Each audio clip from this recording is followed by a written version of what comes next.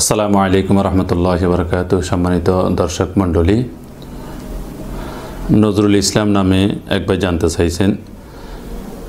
উনি বলতেছেন যে আমি এক ওয়াজে শুনেছি আয়াতুল কুরসির ব্যাপারে শয়তান নিজেই নাকি বলেছে শোয়ার আগে এটি পাঠ করলে সকাল পর্যন্ত শয়তান তার কাছে আসতে পারে না। এই কথা কি হাদিসে আছে? থাকলে তা কি সহিহ হাদিস দ্বারা প্রমাণিত কিনা এটা জানতে চায়। তো নজরুল ভাই যে প্রশ্নটা করছেন যে আয়াতুল কুরসি পড়লে শয়তান আসে না, এই কথাটা কতটুকু হাদিস দ্বারা প্রমাণিত?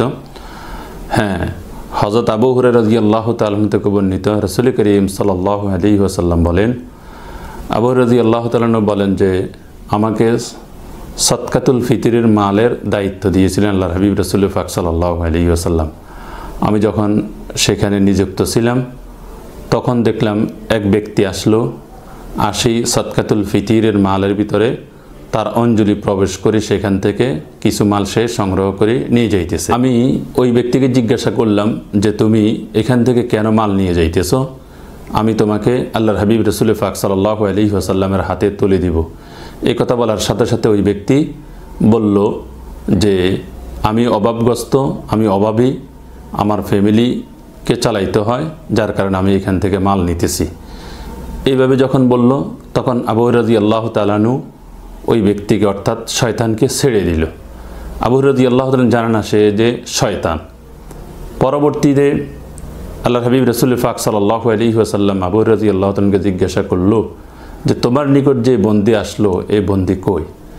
আবু হুরায়রা রাদিয়াল্লাহু তাআলা বলল, না সে তো চলে গেছে, সেইখানে মাল নিয়ে সে অভাবগ্রস্ত বলতেছে, তার অভাব আছে, তার ফ্যামিলি আছে, ছেলে মেয়ে আছে, এরকম বলছিল, যার কারণে আমি তাকে ছেড়ে দিয়েছি। আল্লাহর হাবিব রাসূল পাক সাল্লাল্লাহু আলাইহি ওয়াসাল্লাম আবু হুরায়রা রাদিয়াল্লাহু তাআলাকে বলল যে আবু হুরায়রা, এই ব্যক্তি তোমার নিকট আবার আসবে, সেই মিথ্যাবাদী। এই কথা বলার সাথে সাথে আবু হুরায়রা রাদিয়াল্লাহু তাআলা দেখলেন যে ওই ব্যক্তি অর্থাৎ শয়তান আবার দ্বিতীয় রাত্রিতে আসছে। আল্লাহর হাবিব রাসূল পাক সাল্লাল্লাহু আলাইহি ওয়াসাল্লামের কথা মোতাবেক যখন উনি দেখলেন যে এই ব্যক্তি আসলো, আবু হুরায়রা রাদিয়াল্লাহু তাআলা ওই ব্যক্তিকে আবার বলল যে তুমি কেন আসছো?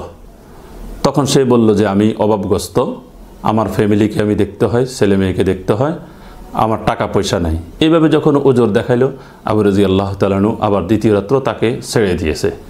তৃতীয় রাত্রতে যখন আবার আসলো তদ্রূপভাবে সে আগের মতো একই ধরনের করছিল। পরে তৃতীয় রাত্রিতে আবু হুরায়রা রাদিয়াল্লাহু তাআলা তাকে আটকাই দিয়েছিল।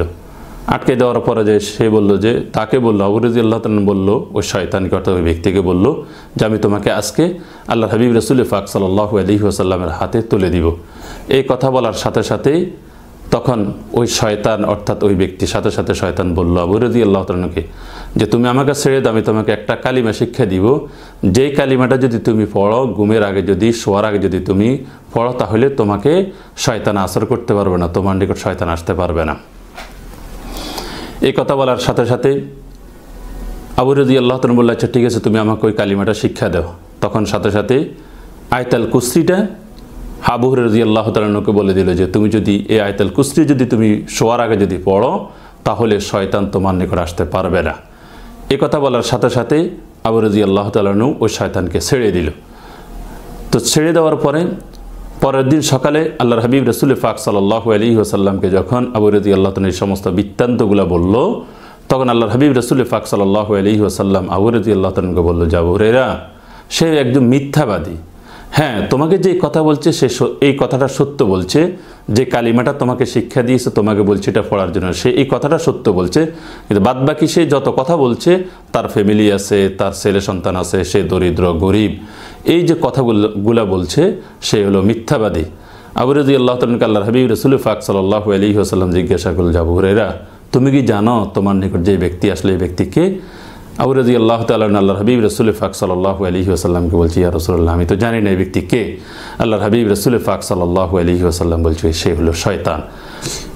এই হাদিস দ্বারা আমরা বুঝতে পারি যে আল্লাহর হাবিব রাসূল পাক সাল্লাল্লাহু আলাইহি ওয়াসাল্লাম যে বলছে অর্থাৎ শয়তান আবু হুরায়রা রাদিয়াল্লাহু তাআলাকে যেই কালিমাটা শিক্ষা দিয়েছে, অর্থাৎ শোয়ার আগে যদি কোনো ব্যক্তি আয়াতুল কুরসি পড়ে যদি শোয়, তাহলে ওই ব্যক্তির নিকট শয়তান আসতে পারবে না।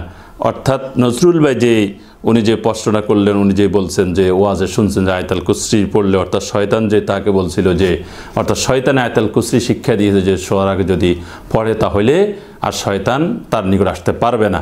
এই কথাটা হাদিস দ্বারা প্রমাণিত। আল্লাহ হাবিব রাসূল পাক সাল্লাল্লাহু আলাইহি ওয়াসাল্লাম এই কথাটাই বলছিল।